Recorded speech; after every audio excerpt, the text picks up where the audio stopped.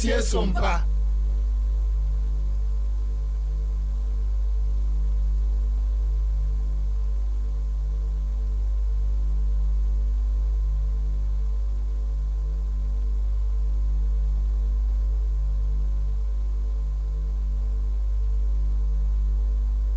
Abuno epo ye mantamo ebusia ewon so wote yenka ewo ho a eya Sompa 90.7 90.3 90.8 90.7 ena ye nyina yaka bomu a ye de ensem no eba besomo na eya hye no so se nensem a ye de ba ne doso de bedi mo tinteman no ene se ye ka se ya no ye roba omi adansem bia di ye ni nyina no ebeboa amadesua ho nsem afa ne ntampa e de fra na nwumre ye bebie ni nyina mu e de atro san so ena MPP panyi pa bi ono so de tinteman wom ebusia wo trese se aban ne pese wo de tabunu bi eto niema ye krefra ma no ne ba eya won hwomo mu ka bie wom e wo san niema no ho no wone wonom ensusu adwene eno ena ebeboa de ensem ena panyi eka e de atai weto na sa asem kro ya ho ena eye kane panyi pa bia no so ye soafo be de etwe wo trese niema bi aban ne trese nkebe ya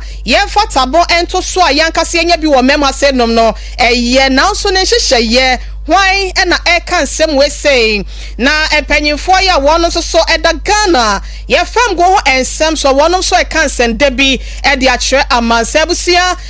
sabre ye wo me wode wani kyeremu e wo Ghana ha se nom afabinum a ye beka se ho abie pa na abusia wonom e boss dwet se de gu empanyimfo se call hello hey network ebi ni wo ensem ni afoforo binom ena ye de eba beso mo se Sompa TV yenumre don sia brem kase ebusia ya kai na hye no so se Facebook no eya Sompa TV Ghana ana Sompa 93.1 YouTube eya Sompa TV share ye ewo Twitter where Sompa TV sa Sompa FM wada roma online no so no eya de edem live betimi etie de afa ho eya www.sompaonline.com ensemu a yebbo so eni yekenkan nyina no ye krukra de akogontu kwa no akwa boso na watimi akenkan etie bi de afro wi a ebusia like na comment bre sefatamo no yabekenkan monsomonsam no e de akere ewiase amansan na wasa hye wo piapia so saa na wunuanom so etimi anya bi e de etie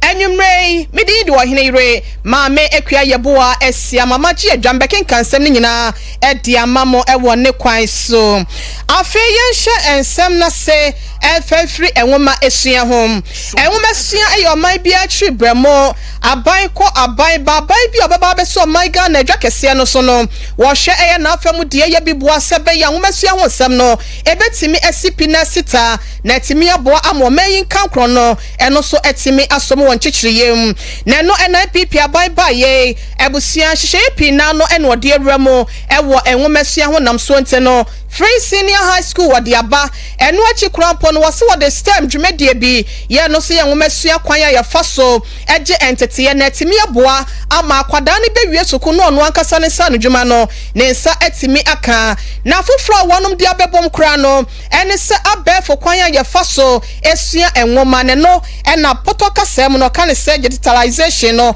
wade abepie mo ewo ye nwomesua ni mo eno na ye rua Dr. Mahmoud Baumia mapanya be de etwe ebusia wadi atudwa ekyerese nyakopon ya domo a afia ye besim na hyase ape ene enwoma ahodo textbook so a yankwada no sua ewo eyesuku ahodo mo kenkan no wo be edi nyina be for the good laptop eso na etimi aboa ama enwoma sua ho nsem no so no etimi afane ntampa de fra wada nsem wase nyina di wa Brefijase Senior High School wono finhye aduo wotwe ho afidi da ya na wodie no ehyefa ne mu nam so Dr. Mahmoud Baumia okopia se a wada ensem adi say.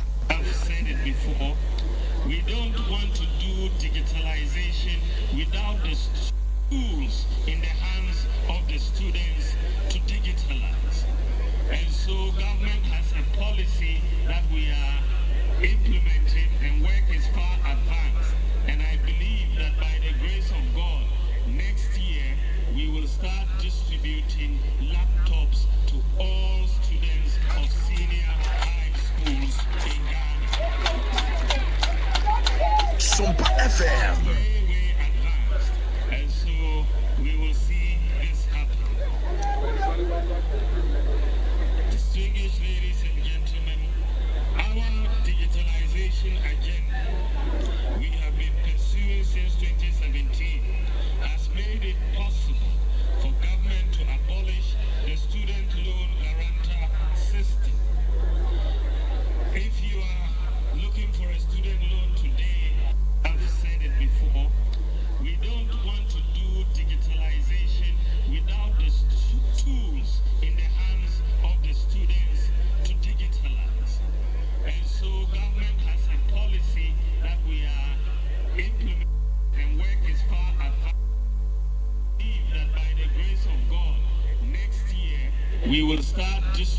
distributing laptops to all students of senior high schools in Ghana. Way advanced. And so we will see this happen. Abusiama penia bejetia yewra Dr. Mahmoud Bawumia ena yetene kana dwumadi na se no ewumasua so for yewra ya wono so ye frɛ no ɔsɛya wadutwum abusia wono so ye na famu de pa de aboa se beye ne ewumasua ho nsɛm so no ebegyina abrane na sipina asita enumu ena wo kyerɛ sɛ wahyehyɛ niema ama enam so ntenene wo piemu ewo maiga na fama afanam ha se no nyina ene STEM education no aban na sisi dan be se edu ye ne nyina mu no eba bebo ne nyina no wada na di ede kyerɛ Dr. Mahmoud Bawumia enam so nti no so eda na di ede kyerɛ mansan say of industrial revolution.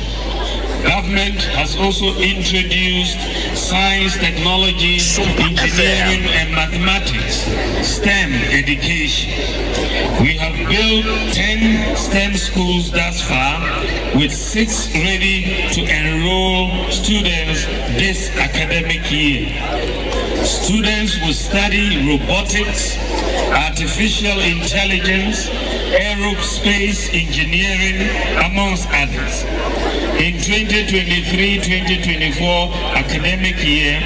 it is the wish of government to increase science enrollment to 25% during the school placement and selection system. This has already been announced by our hard-working Minister for Education, Dr. Yao Educhu. Abusia Dr. Mahmoud Bawumia mampenia bedi echre ena wadansem we se nyina edi chre ya yada echre enso edi amamu no ye to ansem no so na nsen yada ena ye raketi hamoso afo ya wono hwe adwade ne fidima so wakom no hyebadwa mede kwato dwa se ene eye emrahye ho anwedie bi de ofrani se legislative instrument na busia wade bi kwato wo se emrahye badwafo ne hwem na aban ne hyehye ena gyina bia ya wasie efa seniama hudo bia ye ka edi free amanone eba omayi mu ebi te se emo ebi te se anwa ebi te se nuaba mu nso juice ahodo ene indomie ahodo ne talia mu nyina dodo na aka ho niama makomako be se aduonu mienu ena aban no esresen kamra hyebadwafo no wonyintom se be ya wode tabono ebeto so na won mankasa ahwe abo akuafo wo mem ha senom na watimi aye wankasa wonde na asemu ebeto dwa na besua behwe ene emra hyebadwam donkoma na toto bi dia mampanyifo pa ya wo kyese na wo koka asema meyeti a magini besia ba ya kwada sori anope kosuku a obi ye milo anase kofi anati bi ma ne ba wode bi bebo pa no mu ede ama no so no ene ye fata bronto so wei ye kwate ne wo hefa wonum de bi eye enhwesode se ebese mfinhye duosie nie no ene committee bi ano so no aban no etse ye ni nyina ne se de tabo no atutumi krata bi a ye de kra ne ma bo bem wose ha dwente no se gyina se wadi aban ne nkɔ no nsam na biem ye wura atofo sen dom kuma no don ne kasama wonom wode nsam dodo na etudwa ne nepanyi pa wono so na no dambie e wo sasem we ho eye na na akomia wode wani kyeremo e wo MPP amanyoko ni mu a wode mu ntintima ye ya wode wani kyeremo enso e wo omaim ha senom abanyumako ahodo ye no ehwe eye atwentwe ho nsam so mekyerɛ eye state transport company no won na panyi pa ya wonya ntoto ye ho nsam e wo ho wode atodwa se ho behia sa ban de nsam bi etesa e ba bonte a wone wonum omu ka bie wom efa sa ne man ho no ebedi ahia na watwentwe adwen anase wo hyenso adwen fi se ye sinyansa we no eni ba akofo te ba ne sa enkyerɛkyerɛ be ye adwuma amanti ase nso adade no te no ebeto badwasrada nya afe na amafo no ebebo ho dwe ene nsɛm a wose wonte ase no wo bekeka ede akyerɛ aban no yenkɔ na yewura nana akomia yenkotie ne nsɛm ne bimra. Unfortunately, the mode of an LI, which is a legislative instrument, does not seem to give Parliament the chance to do amendments. That's right. Yes, and so and if you disagree with aspects of the LI, you need a 2/3 majority to say that no, we disagree, and then the airline will go. The NDC doesn't have a 2/3 majority. So essentially what they are saying is that we don't get a chance to refine these conditions and that administer the list of items and the modus operandi and all. We don't have a chance. And so we wouldn't even allow it to be laid. And so there's all this confusion. So normally the approach is the institution that is sponsoring the airline. They deal with that institution, give all their inputs, and then they bring an airline that is favorable to everybody. Then it goes in for the 21. To everybody. So it seems, and so what you've done is to go around this problem of airline. But if it's an act, then when it comes to Parliament, there will be public hearings, there will be 3-4 stages: first reading, second reading, third reading, and all of that. So it gives Parliament a chance to modify it. With the airline, it doesn't give Parliament a chance. The rules say you lay it, if you disagree, vote by 2/3. You don't have 2/3. So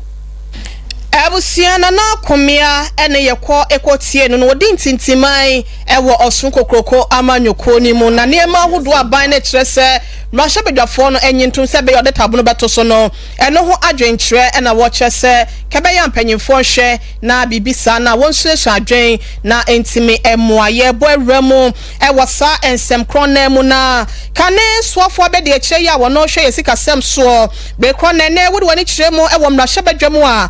Jiramu Samra Shabadwani di ma de hye ya mo Cape Coast South abato ampesia so Yewra George Kwaku Ricket wono ena ekasa abusua wo kire se eniema hodo ya aban ne de akoto mra Shabadwam senke be ya won hwe na wonyintoma won fata bronto so no enke ye pa wo fisa wo hwa sikatwetwe di ya aban yi epeja ansa no de akokra sa ne ma na ba no eya na ano oden na se akasa yankasa de boaboa ye ho de asiesie ye ho ne de aboa akuafo ama wonso atimi aye bia enka ebetimi aboa nanso no wo trese ho hyehye no ena ya na akoye bibi nte no wono de wo stress aban no se bibi sa na wone mpanyimfo nhia na wondwendwene niema ba ko mienu ho se be ya ho hyehye no ebesi na akwa mu pote na atimi aboa bre bia esefatemo no wakasa wade ba atimi aboa amoman Ghana de hye nyina no atimi asomyenko na Yewra Ricket Hagan ne sem no abusia yentie bi emrasese. We have a number of items here that we all know. Look, this proposal for me is the right way to go. This Katie Hamon's proposal, right way to go, but problematic because of the approach that they are using. You and I know that we import more than we export. We are, Nana Akufo-Addo, when he came and told us about Gettysburg economy. We were designed by the British or our colonial masters to be able to send more materials to them in terms of export and receive what we eat in consumption from them. Now we consume so much so that things that, look, when I was a deputy minister of finance, that's when I heard that Ghana doesn't produce toothpick. 8 years today, the story hasn't changed. You go to meetings, conferences, and we are singing the same tune. When are we going to start? So you need, before you can do what he is doing, you need a deliberate policy to be able to, look, let's look at all these items. Hamon will not be able to tell me probably how much money we spend in bringing all these things in, the data, we bring all these things in. And if we are going to tell the balance, to change our balance of payment, how much rice can we do at this stage? And therefore what we can't do then becomes the deficit that we need to put some rules on in terms of how it comes in. Kane photo sanfo abedi etwe Yewra Kwaku Ricket Hagan ena yekọ ekotie no na ebusianfe yebo awramu wonselfo from na yakọ Ghana National Petroleum Corporation ya yetwa ne tia efre ne GNPC wono so akache panyipa ya wono etua no aye Yewra Freddy Blay wono so sokro ya ebusia ebo chairman ewo GNPC eno no na wakyerese omeyi no kwafo ahodo ya yewo madehye ne yehia ne ma ahodo ye no eye empuntu ede no ntelo da ne da wo bia esufre aban ena aban me kwanye brabe ye mame ena misuku dan abubu ena fia petepipi nie no yenya enkane ane ade wo se ya na hu hia eye asetire mu anika eniema e wo so dasani bia wote omemu bia no enkane nsa eka bie na so no mekwo bi ye nkwane kwa yenkwote adrom anu ane hahante no eye na aban ne to da bia na ne ho e kire no e wo empuntu dwuma obetimi dia ma na de ahye eho eno enti no ye Fred Bray e de ato abanyanim afenso mrahye badwafo ene won mo ka bia wo bin enim de efa fam go ho ensem se brani nie eno ani tamaso wonum nyina ensole waka na wontimi emia bosom na kwode ni wa wonum fa hwehwe fam go yi bi efri se fam go kakra ya yensa ka wo mema se num no wo sika yenya firi mu no a eboa papa ye no nte no sempanyifo ebo anan na wonum atimi aboa ama yensa ka dodo na ebetimi aboa ama omeyi no ye ho niema ye pe no ye achese ye ho enya enkan ya na se yensa nya nkan ye no oyo ni sika betimi aboa ama yensa etimi akasa niema no wadansem wese nyina di ewo Cape Coast abonten so wa bra GMPC Foundation Skill Artisan Project no ebusia na wonum eye graduation ceremony bia okogina se a woto nenum to e de trese. So far so good. Ghana is benefited. We will have a lot of money from the oil resources that we have. Government will, as it were, build its budget partly based on those resources and the revenue accrued therefrom. And therefore, we will say that so far Ghana has benefited. But again, there is still room for improvement. It's not just improvement on the use of the resources, but we can even make efforts to come out with more of the oil to increase the cake that we are talking about sharing. Of the lawmakers in this country and of course government authorities will do what they have in mind as to what the oil resources to be used. But left to be. So far, government is using the oil money or revenue very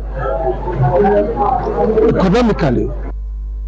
Ebusia ye Fred Bray wono aye boche ma de ma GMPC adwumako no breko na wodi ntintiman ewo MPP waso kokroko amanyoko na no disem ena ye ekotie ye no na wodwumedie na se no ensato frefo so no nko mecha special guest of honor ya wono eba ase eye emfifi mantem swafo monyafo Justina Marigold Asan wono so de kokobo e de ma wono ma enenya kopon ya dom ama mpanyimfo aboa wono so no enya ensanodwuma wono so ode kwa kodi wonjuma akebia no ebetu machase o moye ne de na se ko sian ko ti wo san o san de so church de na fa ye ma na no ye wa yo in the south in fa ye shi mama bi kebi cho be o wa ni kan de ni we twi so wo du ne se ha no wo ye she wo she so je kwa na tete nita it's also one to come here for you to be a share become that foundation is no one simple people are very competitive now we are with two mapa no we share there you demand no on board one to go to Ebusia oba so no ya yete nenken eye emfifi mantam swafo monyamfo Justina Marigold Asan na ene krokra mu no ena wonom enya emfasode ewo dwumedie mu no ya wonom ekosuansa no dwuma breya ye kase wonom apɔ mu ho ya empanyimfo abodwa ede ata wa chide agya won kwan no wonom so eche ensem kakra edema amansan nyina sei Bajo program bakery but if I saw a dia breme say I first not me ejuma na me no be work campaign but they say I want mama certificates can say ma o de mama oven and cylinder and the impact will be na abama bra for ejuma na ma five for so a training foundation and as a foundation no more dey in the public na buy of course I'm here general electrical the senior juma Ghana me go afre nyame adom na me tese GMPC so mo boa ngofo a mo sem eni bi na mo de me fam nyame adom nkundia aba nti nyame kan se enya me nko a me nuanom a amuofi empo omunsem enibi nyame kan se mama omo emu omo ho abonfia omo hu ne se school wa addition so Abusia by 4 banana ensa de nipa ya de awosaye ye no ntino GMPC wonom ensa no dwuma ho nteteye ya wo ye edema de hye bi no ya ye kase wonom akwakwa ya kwankwaja som ede eja wonom ekwan wonom a wonya mu emfaso ni bi no e na ye te se wode asedam rampimo siedu ede etoama empanyimfo no afi no wabeka ye ho a wadaroma aha eye Sompa TV e na wo hwe ye na wotie ye no brekro na wotie nka e wo asante matemo aye Sompa 93.1 buno epo ya matem kropom sunyane so no empatamofo nyina etie ye de fa Sompa 98.9 ena buno epo ya matemofo tachi mike ntampo nkranza ene nkroto ahodo ye atwa ho ahia nyina no ewanso wotie ye e de free nkranza Sompa 90.7 ekwiaboachi wasempetia ene edom no asomo ewo ho a wonom toma adehye ema wonom mo achichi ni pincha ye so no wonsa etimi aka ensem ni bietie afi ye ro ensem foforo mu ani ye ba santemantam asenom na wonom mo tonton na ntwie ni wonom mo kunkum na ntwie no wonom ewo enkabom kuo bi ewo hasenom eno ena panyipa ya wono etua wonom no Alhaji Wahab Takuma wono ede aton sentrefo anim ese yenka ema ne na panyimfo sadabroma enkebe ya wonhwe sebe ya niema huduo bi a wobeye ama na ntwie eyen akoso wo meimu no wonom bema na ye basahare so fi se wachire se wotam eye sika kufu no mu de afiri hase no gise wonom sesa wo sefamu no mu de akokra na ntwie nipa ne medruga na hase no na busua bo kra pa wo benya no ketua bi basa na ekabo na eba wase nam so nte no dan ne da wadwuma no kwa na ekofom te no empanyifo nsore anya bibipa bi amfa ho amoa wonom adwuma no ebegu kojoto yewra Alhaji Wahab ne sam no ebini foreign one na pia e de free Burkina Faso na pia e de free Mali na pia e de free Ghana hasi de dan kade hin na e de ever once in the first place no ka oman bia wo internal adia wo pena wo minus wa no bo off a change say wo ba kwa kra amononi aye de ban aba enti Ghana nanpie no nanpie a ewo Ghana hase nanka ewo nanpie a betimi aso edi masa nanka ono mum na eba boa bebrebe a change nanpie a ye kra every Burkina ni ayi aba no in the first place safer to see you know differences in so and differences in so no number is currently I know can say you have to spend about 90 million OCs, which is 9,000 90 million OCs, so 1 million safer into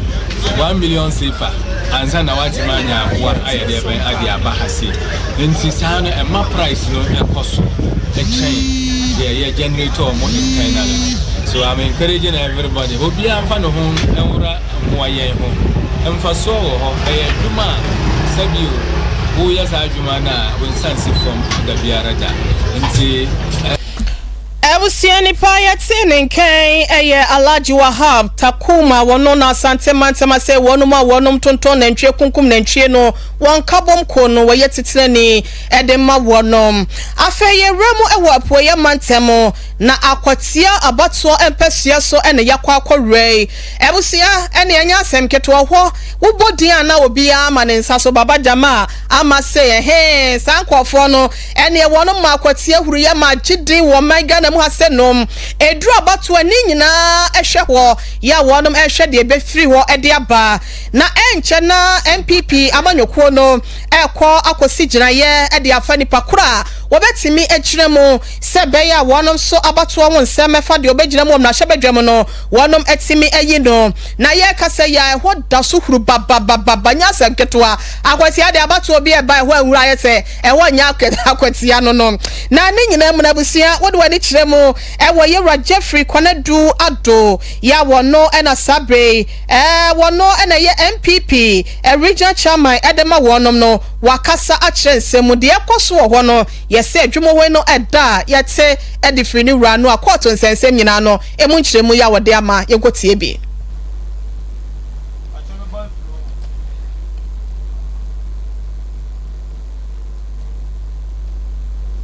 are going to be on the 2nd. We've gone through nominations. We've gone through vetting. If anybody had any problem, they should have raised it. Nobody was disqualified during the vetting process. And for that matter, I don't see why you have come through vetting, we've qualified, you go and contest. All you need to go is to go and campaign. And if you say you are going to court, then it is not in my region. Because in the eastern region, everybody was allowed to go and contest. And if you have a grievance, we were open to hear. If a constituency officer or chairman is being unfair to you, we are ready to hear you. We haven't heard anything like that. And for all I know, those 6 constituencies that we are going to have elections in the eastern region will come on the 2nd of December. All of them at the same time. Well, I seriously and sincerely believe that whoever that emerges a winner, we will put everything behind the person and for sure we'll go and recapture the seat. So we want to recapture it and we'll do everything possible. There is allegation that you have a preference. Can you confirm this to us? I don't have any preference in any of the constituencies, whether being it Apetia or whatever. I don't. All I do is that I want to make things right. So if it is on the right, I'll put it on the right. If it is on the left, I'll put it on the left. But you see, sometimes in politics, when you put something right and it doesn't benefit somebody and it benefits the other person will say, oh, then he's on that side. The other person will also say, oh, he's on that side. So for me, I am not worried about those things because whatever you do, people, not everybody will be happy. So if someone tells me that he supports Mr. A against Mr. B, the obeye bia nyane nyina na ebeye enipa efe ebusia de etene kan epoye mantemu NPP titine ne Yewura Jeffrey Kwanadu Ado ena enkofo ahodo ya wonom so pese wo gina mu eprem na hyebadwa konwa wo NPP amanyoko no edimu ewo akotia abato mpeso ya so ho nsemu asole we si wotai we yachi court nsensem nyina bam we si manko eno wo ensem ena yekọ ekotie ye no na yadaso ejiremo ewo apoye matemo na so yewremo ewo eyekwawu wo suben na ehwo na abusia emebunu ya wonmo ho no wono me kyerese wo ho edele wono papa ena maplosifo enso ta water wonom ni nyina ne se wo se eye fomagudi etu galamse yibi ade a wo mu eye bi wo ho wono mo nya haba kra pontenwe da ne da se wono pam wo mu ani ne bi tito nsuom ne bi tito amenam ne bi wuni ade na no ena mebunu ya wonom wokwawu osuben ye no ewokwawu south kropon mo poye mantem no wonom akaka wani an wose da bi ye pe obi asu ede a kyena me nusu abade a enye obi a se kane eye asamu jan ya na wo bobolo edema eye blaster eye striker prekope no ne manager ya ye friend Yewura Samuel enim Ado wono ena wokoso ede kire no ya panyin so aso wonom ensemo atonkra ede ama Yewura IGP Yewura Kufu Dampale se adaroma wonhwe no ne mrantia ne nkasa na wonhwe se da ne da na wotata wo wanyayi a ade efe ebeye wonom etan yenkwo na yenkwo tie Yewura enim Ado ne fra ya wo fra IGP no ewo nsem ne bi emra sese mesre IGP me kan me bonidin Dr. Dampare me patro memma I know you want to do the right thing to make sure say obi abe na djuma memma obi an use police for to intimidate my people in Osubin because utimu say enano yesi me mpanifu bi ba me bra kwanketo yi na ya chi omo kwan so say yesi whatever yesi BBS Subin we bra BBS Subin ya chi omo ni amina nan mo me wo fa no e ba ma yi IGP me patrol come and look at what is happening in Subin. Come and be part of it. Let them bring you report of everything that has happened, transpired here. Say me nkro na ya bibia emra no ne omundi obi fufu obi aso wa bibia no so mamra ni ndi my police in room obi but police is to serve all of us. Police is not to intimidate and for harass anybody. Ewusia yerani mado ena yekọ ekotie no na no desem no wa mana pemu awoto aso e de trese eye empanyefo ahodo bi ye binom eye nananom ya wote adwaso won patam wono wonum akasa pesa menkuminya won botom opese ye pefu na da ne da no wonya eye sika bi ededi won dwuma ahodo ye no nte no wo piapia galam se ne de wo se no de won so nemom se ye tata wo bi anase ye hunahuna wo bi nya galam se kura ye so ye galam se ne tata no eno na woka ho asem nti obi wo ho na so ye nana na wotai galam se na cha wose no de emra emma ho kwante no so esem a wode tudwa enie. What's behind this thing? They are the ones omuna so your hinio when you have to be ashamed of yourself. Say mo person mo ye galam se mo tatra me pom pa for so mo fa ho des mo titi omo ni abechi omo eni ne menti no mo de asem o to omo so say when ye kunu hada ahaya nye tutu asem bia wa hada nti do bi okasa bia yo bia opeso ya galam say na ba so ya galam say so da ya mpene da aye ekuro o pa kwache wo hwan license jan ye kuro a kuro we na ya di koko e di me ko su akrakada me koko me papa di me koko ye koko e wo ha e di me ko akrakada me nye sanka me ntimi an ko akrakada me and then look at the lives that have impacted on. What you say? Inti say, Muslim person mo ye galamsey. I know say galamsey for na hihye saade we as say, any ye kunkum ni power ha, and mo ye tutu asem, mo ba mo tutu asem bi wo hada. Abusia yirani mato na no si ya pen adwadefo bi ya wonom so won potam ho na abusia wadwade ho nsem wode toto kan tetene ho a sade enema esitie no woda na di ede kyereye.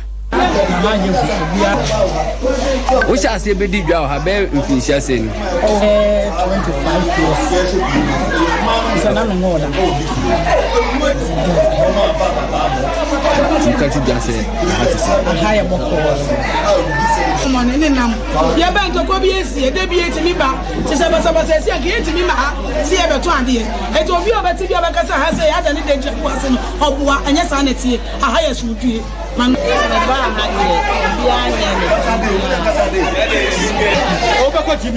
Ade hadwo obia ubaha obia anka hwe obia panu obia bato so ni yi free obia tinanu aye oni